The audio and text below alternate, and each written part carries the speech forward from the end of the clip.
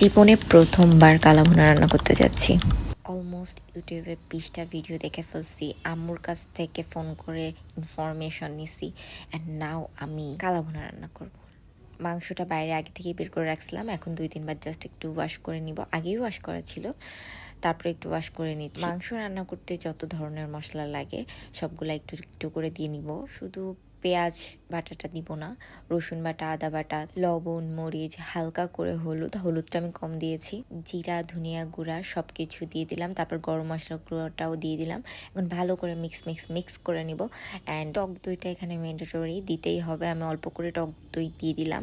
এখন আবার ভালো করে মিক্স করে নিব, অ্যান্ড এটা 1 ঘন্টার মতো একটু রেস্টে রাখবো। দেন অল্প একটু তেল দিয়ে এটা ভালো করে একটু অল্প আঁচে রান্না করব, কারণ কালাভুনাটা একটু অল্প আঁচেই রান্না করতে হয়, অনেক সময় নিয়ে রান্না করতে হবে। এখানে রাঁধুনির মশলাটা আমি নিয়ে নিচ্ছি। রাঁধুনি মশলার এটা 2টা প্যাক ছিল, ভিতরে অল্প অল্প করে দিয়ে নিলাম, যেহেতু আমি অল্প করেই রান্না করছি। কারণ ফার্স্ট চান্সেই আর কি বেশি রান্না করে নিজের ক্ষতি করতে চাচ্ছিলাম না। জানি না কেমন হবে, যেহেতু ইউটিউব দেখে রান্না করছি। বাট আজকে আমার হাতের অবস্থা 12টা বেজে যাবে, কারণ এটা বারবার লেগে যাচ্ছিল আর বারবার নাড়াতে হচ্ছিল আমার। তারপর একটু শুকনা ঝাল দিয়ে দিলাম। একটু ব্লেন্ড করে দিলেও ভালো হতো, কিন্তু আসলে আমাদের পাশে সবাই অত বেশি ঝাল খায় না, এই জন্য আমি আর বেশি ঝাল দিলাম না।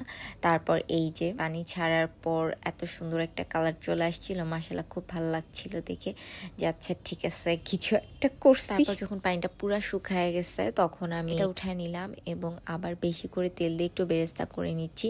বেরেস্তাটা করে তার ভিতর আবার মাংসটা ঢেলে দিব।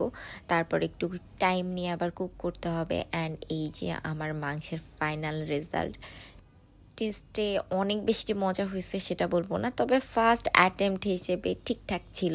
আপনারা আপনাদের ওপিনিয়নটাও শেয়ার করবেন, আমি কি অ্যাকচুয়ালি ঠিকভাবে রান্না করতে পেরেছি কিনা আসলে আমি জানি না, যেহেতু ফার্স্ট টাইম রান্না করেছি। মামুনি আব্বানির অ্যানিভার্সারি ছিল, এই জন্যই একটু আনকমন কিছু করতে চাচ্ছিলাম।